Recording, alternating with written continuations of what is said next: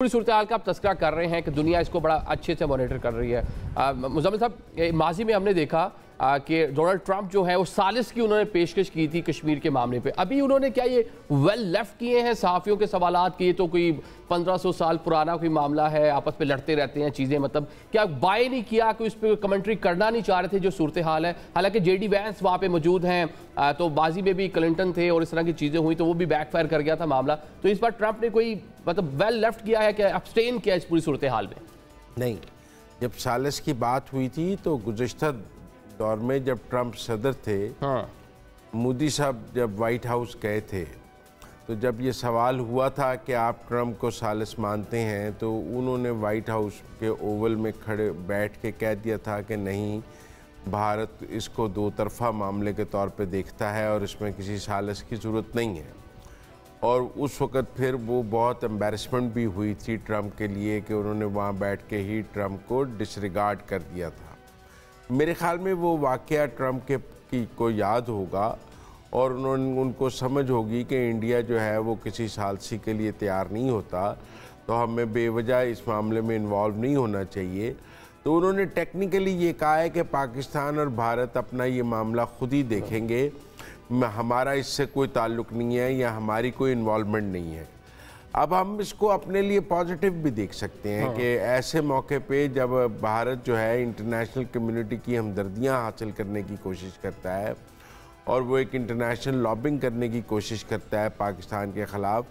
तो दुनिया के सबसे बड़े मुल्क ने, अमेरिका ने, इस मामले से ख़ुद को लाताल्लुक़ कर लिया है। इससे पहले स्टेट डिपार्टमेंट ने भी अपनी ब्रीफिंग में ये कहा कि हम कश्मीर के स्टेटस पर कोई ओपिनियन नहीं दे रहे। मतलब अगर उन्होंने कश्मीर को इंडिया का हिस्सा भी नहीं माना, अगर मुतनाज़ इलाका नहीं माना, तो उसे इंडिया का हिस्सा भी नहीं माना। हालांकि जब 370 उन्होंने किया था, उस वक़्त स्टेट डिपार्टमेंट ने ऐसे बयानात दिए थे जिनसे 370 की हिमायत की बात नज़र आती थी।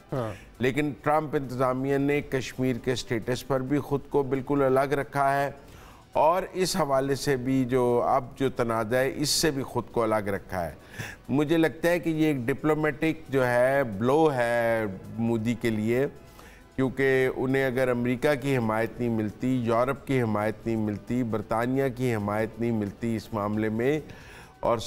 तो फिर उनके लिए ये फॉल्स फ्लैग ऑपरेशन वो रिज़ल्ट्स नहीं देगा जिसके लिए उन्होंने ये किया है। एक उनकी डोमेस्टिक ज़रूरत तो है, एंटी पाकिस्तान हेट कैंपेन उनकी डोमेस्टिक ज़रूरत है और वो इसके गिर्द खुद को अपनी सपोर्ट को रैली करते हैं एंटी पाकिस्तान पे, और उन्होंने ये एक दफ़ा नहीं कई दफ़ा पाकिस्तान के ख़िलाफ़ एक कैंपेन बनाकर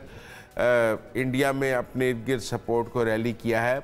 लेकिन जो इंटरनेशनली वो इसको एनकैश कराना चाहते थे, वो इस बार इंडियन मीडिया भी मान रहा है कि उसमें डिजिटली भी, सोशल मीडिया पे भी इंडिया को सेटबैक हुआ है और इंटरनेशनल लॉबिंग में भी इंडिया को वो रिजल्ट्स नहीं मिले हैं जिसकी वो तवक्को कर रहे हैं। मतलब जो जितनी टेक्नोलॉजी है जिस तरह दुनिया में आ चुकी है और कई ममालिक जिस तरह उसे लैस हैं, तो इसको चीज़ों को देखना भी कोई इतना मुश्किल नहीं है कि कौन कहाँ से आया, कैसे इल्ज़ामात। इंटरनेशनल मीडिया ने भी जो इंडिया का एंटी पाकिस्तान प्रोपेगेंडा था उसको बाय नहीं किया है, और मुझे इंटरनेशनल मीडिया में भी कोई ऐसा एंटी पाकिस्तान सेंटीमेंट नज़र नहीं आया पहलगाम को लेकर कि हम कहें कि इंटरनेशनल मीडिया ने पाकिस्तान पर यलगार कर दी है और इंटरनेशनल मीडिया में हर वक्त पाकिस्तान के ख़िलाफ़ स्टोरीज़ और पाकिस्तान को एक मुल्ज़िम के तौर पे उसमें पेश किया जा रहा है। ऐसा नहीं हुआ,